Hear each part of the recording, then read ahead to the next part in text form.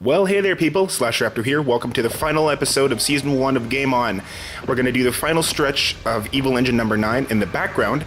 Meanwhile, I'm going to do post-commentary for the first time in this season to do the rating that you've been long awaiting for since the start of this entire season. So, basically, the rating system for this is kind of easy to follow, I think. So let me just give you a brief rundown of how I rate the particular games. This is the Groovy Green Game Grader graphic, or G5 for short. Now as you can see, the G5 has 7 categories on it, and each one is worth a maximum of 10 points. To find a game's final rank, I add up the total on the G5 and apply it to the Really Radical Review Result Ranker, or R5 for short. Each rank on the R5 is separated by 10-point intervals, meaning that if a game scores 70, it's a perfect score on the top, and if it scores a 0, or 10, it's the last one on the rung, which is what you don't want. So now let's get back to the G5 and take a look at these 7 categories. The first thing on it is gameplay, which has to do with the finer aspects of the game. Stuff like difficulty level, replayability, multiplayer, or co-op capabilities, and the game's genre or theme. Innovation refers to how unique the game is. Is the gameplay very similar to any other games? Does the game fall under a previously existing genre, or is it the start of a brand new one? Does it do anything special that makes it stand out? For example, Super Mario Bros. Was a very innovative game because it helped pave the way for a lot of other side-scrollers to follow. Controls refers to how easy it is to play the game. Are the controls complicated or confusing? Is it easy to learn the controls? How well do the controls work? How quickly does the game respond to the buttons you push? By the way, this category has nothing to do with the controller or the console. Graphics quite simply refers to the quality of a game's art style and animation. This category is really more of a bonus category than anything, because obviously some of the games we'll be playing on the show are from older platforms, and therefore the graphics for that game won't be able to compare to the graphics of current games. So when I review a game, this category will refer to how good the graphics are compared to other games of that time period. Music and sound effects is next, and just like the graphics, it's more or less a bonus category, except music and sound effects in games have always been the same. It's the console in question that really determined how well the music and sound effects would be projected through the TV. So just because a game had 8-bit music doesn't mean it wasn't good music. The rules for the graphics category will apply to this one as well. Voice acting is the only category that can't apply to all games, because not all games have actual voice acting in them. So if a game doesn't qualify for this category, then it will automatically receive full marks in this category.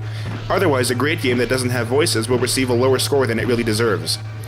And finally, we come to storyline, and this is a pretty unique category, because like the last 3 categories, storyline doesn't affect the gameplay, but in some ways it does affect all of the other categories, except controls.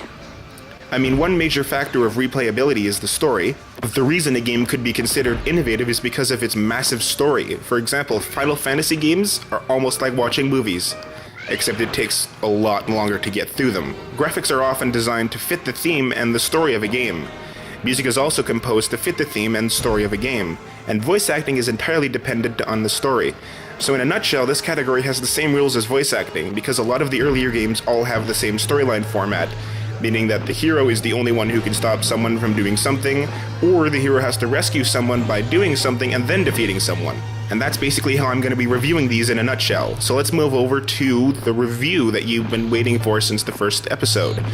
Now this is not my original review, this is something that I found on GameSpot.com. The link to go view this is in the description down below. So basically, this is what he said about the game. Designed by a large portion of the original Earthworm Jim team, Skull Monkeys is an attempt to return to the classic side-scrolling tradition. There's no Z-axis here, just a healthy dose of lateral moving, platform jumping, and head bonking in the tradition of Donkey Kong Country and Super Mario Bros. Unfortunately, Skull Monkeys doesn't follow the conventions closely enough. Sure, there's some interesting level design, but it's overshadowed by a few design decisions that come close to ruining the game. Most of Skull Monkey's problematic areas won't become apparent until after the first few levels. In the beginning, the game is a little frustrating, but fun, and the novelty of the art design makes it easy to deal with the somewhat sketchy controls and hit detection. But once you make it past the first few worlds, the troublesome controls become a major problem. The vulnerable areas of enemies are unclear. Often you'll land directly on an enemy's head only to be killed. Other times you'll run directly into an enemy without jumping at all and still emerge the victor.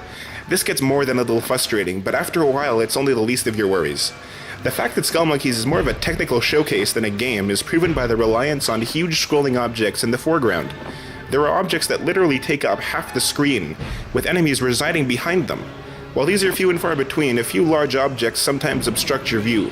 Sure, it's pretty, but it doesn't add much to the gameplay. Still, the technical elements are noteworthy, the game looks really nice, and the music is great. And the levels are diverse, at least visually.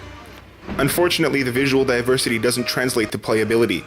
Each level and each world is just part of a constant string of similar ideas, with nothing to break up the monotony save for a few hard-to-find bonus levels. And the bosses are, for the most part, pretty boring. But what's most frustrating about Skull Monkeys is that it just wears you down after a while. There are no saved games, only passwords at the beginning of each world, which can be several levels apart. There are infinite continues, but if you choose to continue, you lose all of your hard-earned power-ups. Worse still, power-ups don't regenerate in a level if you die. Say there's a 1-up at the beginning of a level, and you get killed about halfway through.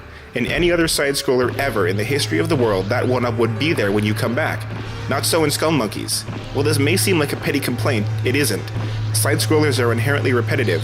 One of the genre's strengths has always been the ability to make it easy to keep playing until you get something right. With Skull Monkeys, you either have to continue and lose all of your stuff, or go back to the beginning of a world and play innumerable levels that you've already mastered. It gets old fast.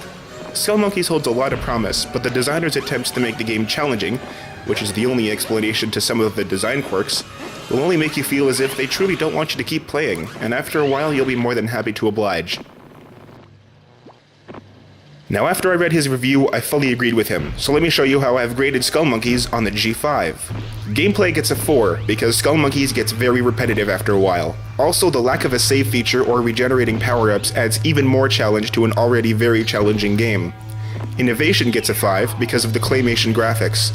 Also because of the brave move by the developers to completely change the series' genre for the sequel. Controls gets a 3 because of the sketchy controls, hit detection, and platforming elements. Graphics gets an 8 because of the claymation graphics, but it loses a few points because of all those huge objects in the foreground and a couple of awkwardly lit levels. Music and sound effects get a 10 because Skull Monkey's amazing soundtrack is the only thing about the game that really gets stuck in your head. I've had the theme song in my head since I was 8 years old, and it's still in there. Which is good, considering that that's the best part of the game. Why would you want to remember the worst part of a game? Voice acting gets a 10 as well, because although there's not many scenes in the game that have full-on voice acting, the scenes that do have it are what really deliver the best of the game's jokes. Lastly, the storyline gets a 5 because compared to Neverhood, the story of Skull Monkeys is very simple, and is only really there so that the developers could make a side-scrolling platformer sequel. Skull Monkeys' total score adds up to 45, which means its final rank is... decent. Amazing music and unique claymation graphics really saved this game from scoring any lower on the R5. So let me know what you thought of Season 1 of Game On, and share your opinions about the final rank I gave this game in the comments down below. I hope you enjoyed watching me play through the entire game, and I also hope you learned a few things. But that's all there is for Season 1, so until next time, peace out, and game on.